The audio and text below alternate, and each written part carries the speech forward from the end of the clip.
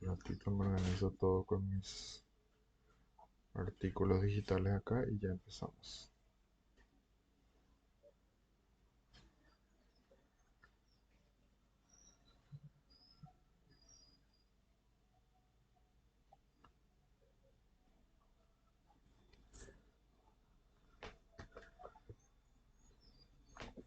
Bien, buenas tardes a todos. Espero que estén bien. Estamos bien avanzados ya en nuestro contenido. Hoy quiero hacer un breve repaso de la clase anterior de matrices porque no sé por qué no pude guardar la grabación de la vez pasada. O sea, grabé la clase pero no me daba la opción de guardar. Entonces vamos a hacer un repaso de esa clase para que quede un registro también para los que no pudieron asistir porque algunos me escribieron que querían la filmación. Entonces, eh, para ellos voy a, hacer esta clase de repaso. Y para los que no necesitan clase de repaso, son unos capos.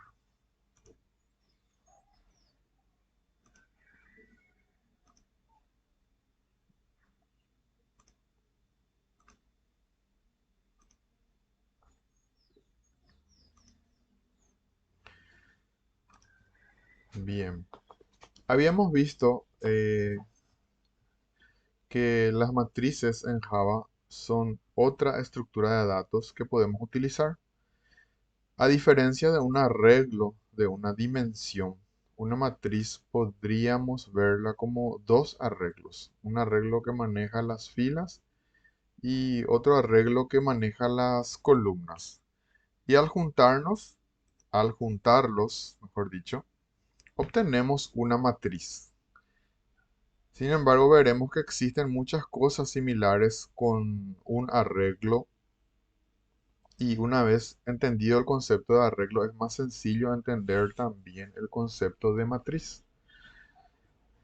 En la figura podemos observar una matriz de 4 renglones por 7 columnas. En este caso guarda datos de tipos enteros. Sin embargo, puede ser de cualquier tipo que definamos. Acá podemos ver las filas.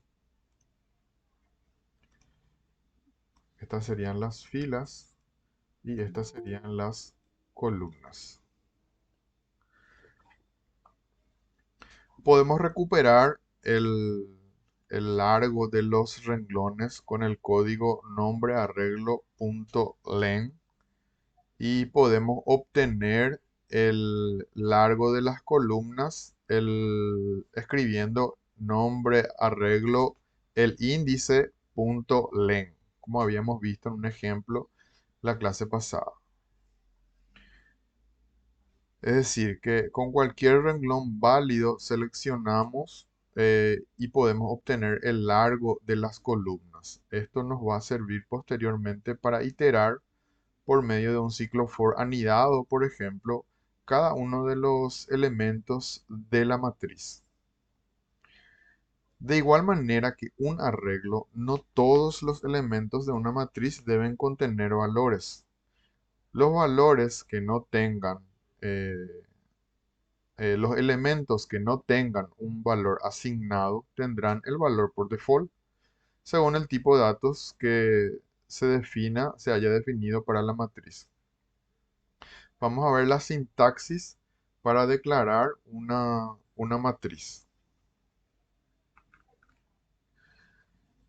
La sintaxis para declarar eh, una matriz básicamente es como declarar un arreglo, excepto que vamos a utilizar doble corchete. Esa sería la única diferencia. Eh, y las cuales se pueden utilizar en dos partes, como habíamos visto igualmente en los vectores. Se puede poner antes del nombre del arreglo o después del nombre del arreglo. En este caso, nombre de la matriz, ¿verdad? Eh, Por eso les muestro igualmente las dos opciones. A mí particularmente me gusta más usar esto. Es más legible para mi gusto, ¿verdad? Y declarar una matriz es igual a declarar variables. Podemos declarar matrices que almacenen tipos primitivos o que almacenen referencias a objetos. En la lámina mostramos ambos casos. Primero mostramos dos ejemplos del tipo primitivo. Acá tenemos dos ejemplos, uno y dos, solo que mostramos la forma de anteponiendo los corchetes antes del nombre, y esto es la misma cosa, solo que los corchetes están después del nombre. Entonces acá estamos usando una declaración de matrices del tipo primitivo. Posteriormente mostramos la declaración de dos matrices que almacenarán referencias de objetos de tipo persona y del tipo string. Recuerden que string no es un tipo primitivo, es un tipo object. Y la misma cosa muestra declarando, anteponiendo los corchetes antes del nombre o poniendo los corchetes luego del nombre, ¿verdad? Como ya les dije, particularmente a mí me gusta más esta forma de declaración. Debido a que una matriz es una colección de datos, normalmente el nombre de una matriz es en plural, para que fácilmente con solo leer el nombre de la variable reconozcamos que se trata de una colección de datos. Aunque más adelante veremos también que se puede tratar no solamente de arreglos o matrices, sino también de otras estructuras de datos. Lo mostrado en esta lámina es únicamente la declaración de la variable. Veremos a continuación cómo inicializar una matriz, ya que hasta el momento con solo declarar una variable del tipo matriz, la máquina virtual de Java no sabe qué tan largo va a ser esta matriz ni qué ancho va a tener porque acá no hay valores. Para que eh, Java sepa, debemos inicializarlo. Y vamos a ver a continuación cómo se hace esa inicialización de matrices. Y esta sería la sintaxis genérica.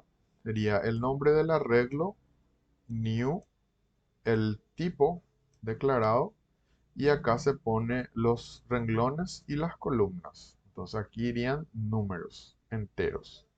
Por ejemplo, podemos declarar una matriz de 2 por 5. Y eso, graficando, tendríamos algo así. Acá ya tenemos los dos renglones. O sea, recuerden que siempre empiezan 0. Y tenemos acá 1, 2, 3, 4 y 5. Entonces, esto sería 0, 1, 2, 3 y 4. Entonces, esto sería una matriz de 2 por 5.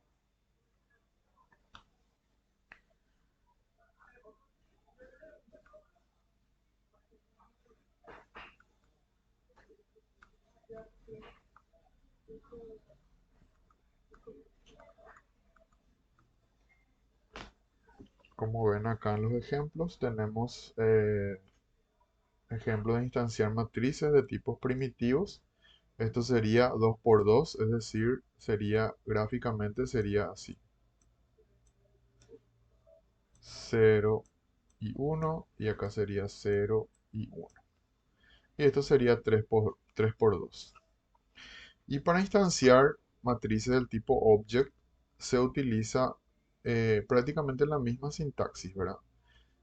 Se le llama a la matriz que habíamos ya declarado previamente, se utiliza la palabra reservada new, el tipo de dato que va a almacenar, el tipo de dato object en este caso, y la cantidad de filas y columnas que va a tener. En este caso va a ser 4 por 2.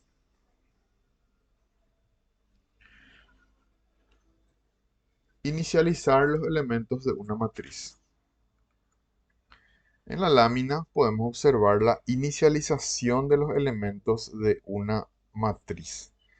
Lo que debemos hacer es ir agregando elementos a una matriz y para eso hay que seleccionar un renglón y una columna con los índices respectivos que queremos ir inicializando.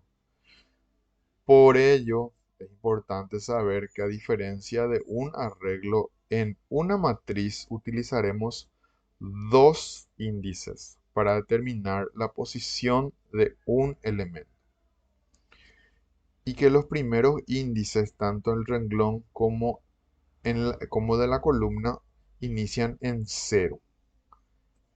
También es importante saber que cuando indicamos una posición, primero se indica el renglón o la fila y después la columna.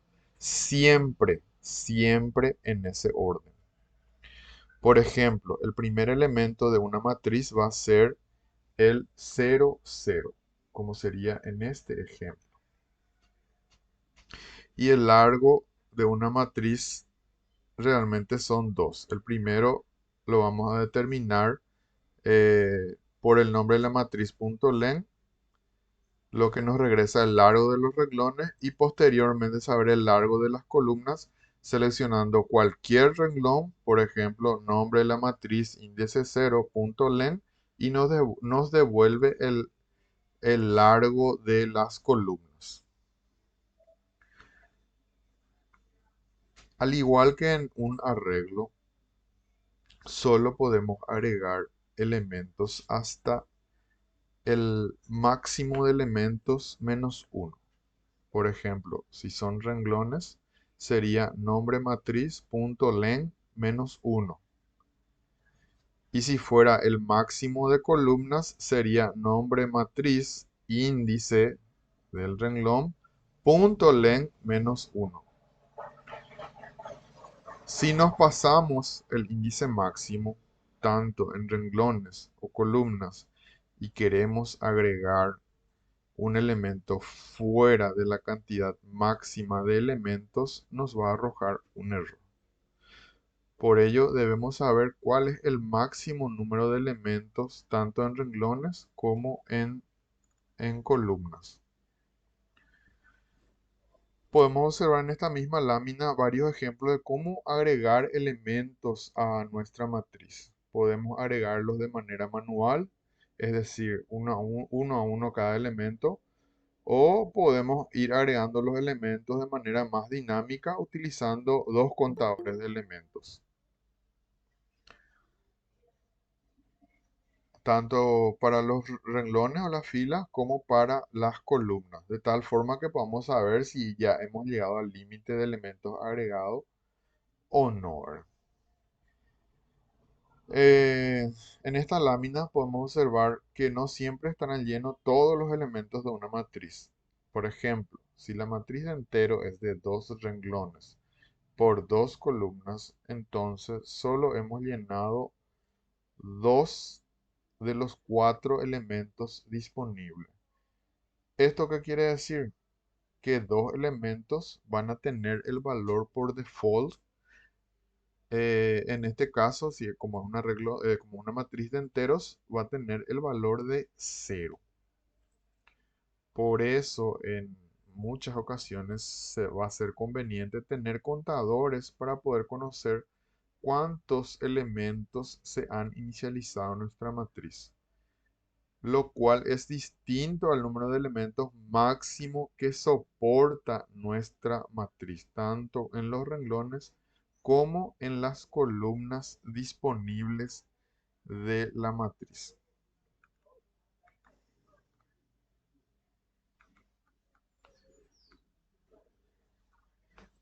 Para leer o extraer los elementos almacenados en una matriz, basta con indicar el nombre de la matriz e indicar dos índices, tanto el renglón como la columna. del elemento que queremos extraer. Eso regresará el elemento de acuerdo a los índices que hemos proporcionado. Y vuelvo a reiterar, es importante no pasarnos del número máximo de elementos, tanto en renglones como en columnas, de lo contrario va a regresar un error, ¿verdad?, en tiempo de ejecución. Podemos observar en la lámina varios ejemplos con matrices que almacenan tipos primitivos o tipos object. En ambos casos la sintaxis es exactamente la misma. Solo debemos tener la variable que va a recibir el valor extraído de matriz según los índices especificados. Y vamos a ver un ejemplo cortito de cómo extraer los elementos utilizando un ciclo for para recorrer cada uno de los elementos de una matriz. Existe otra forma de declarar matrices y al mismo tiempo de instanciar e inicializar cada uno de sus elementos. Esta es una sintaxis distinta en la forma en que se asignan valores. Podemos observar en esta lámina varios ejemplos, tanto con tipos primitivos, así como tipos object. Y lo que podemos observar es que en la misma línea de código se declara la variable, se instancia la matriz y se inicializa cada uno de los valores.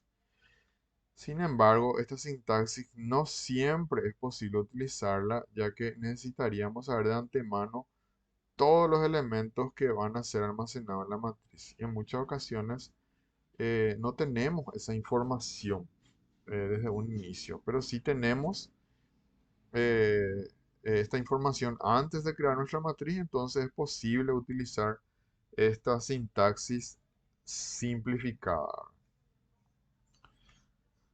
Luego acá tenemos un ejemplo de uso de matrices. Creamos, declaramos una matriz que se llama edades. Eh, Inicializamos esta matriz, va a ser 3 por 2 y luego empezamos a cargarle valores. En la posición, en la fila 0, columna 0, le cargamos 30, en la fila 0, columna 1, le cargamos 15, en la fila 1, columna 0, le cargamos 20 y así sucesivamente. Y para extraer, por ejemplo, para imprimir los valores y verlos en pantalla, se utiliza el comando, por ejemplo, system out println y le decimos qué valor quiero que me extraiga. Entonces, esta sentencia lo que hace es extraer este valor. Entonces, esto me va a imprimir 30. Y este, por ejemplo, me va a traer 38.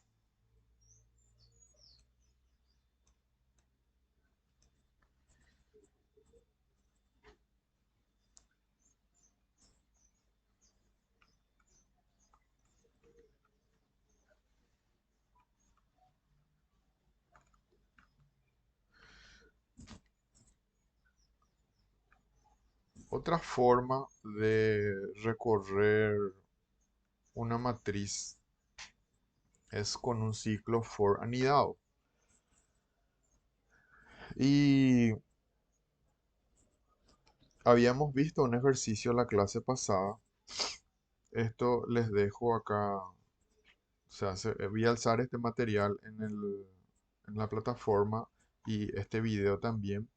Y pongan en práctica, o sea, ya saben el concepto, acá ya saben que estamos declarando una matriz que va a guardar datos del tipo string, se va a llamar nombres, es una matriz porque tiene doble corchete y acá le estamos cargando los valores.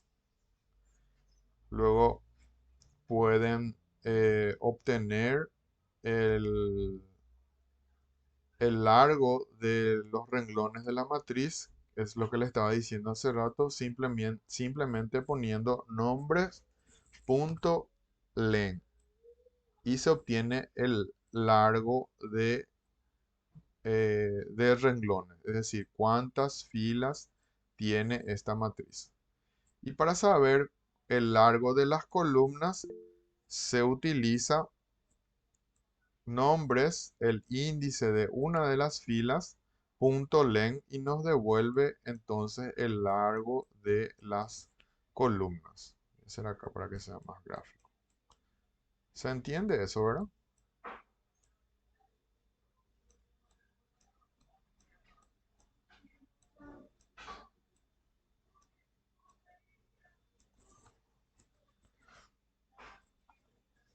Y para iterar la matriz de string con un ciclo for anidado se utiliza eh, dos contadores. El primer contador es el que va a recorrer las filas o los renglones que correspondería a esto. Y el segundo contador va a recorrer las columnas. Acá indica el índice, corresponde a esta parte. Entonces, ¿qué es lo que va a hacer este programita? Va a imprimir el índice 0, 0 en primer lugar y el primer valor que se tenga guardado en esa posición. Luego va a volver a iterar y va a imprimir el segundo elemento de del renglón y va a ser acá 0, 1 y va a imprimir el valor que esté guardado en la posición 0, 1. Luego se va a ir en el 0, 2 y ponerle que llegue al final y ahí va a ir entonces hasta acá, ya llegó al máximo de elementos que se puede recorrer, entonces se va al for que está más afuera, se incrementa en 1 y empieza a iterar el siguiente renglón. Entonces pueden probar este código, van a ver que lo que les digo es así.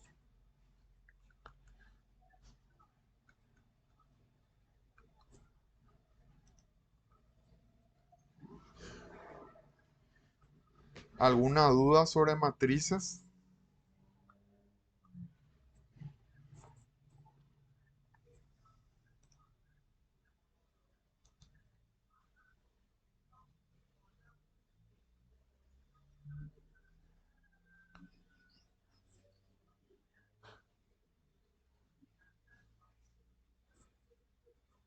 ¿No?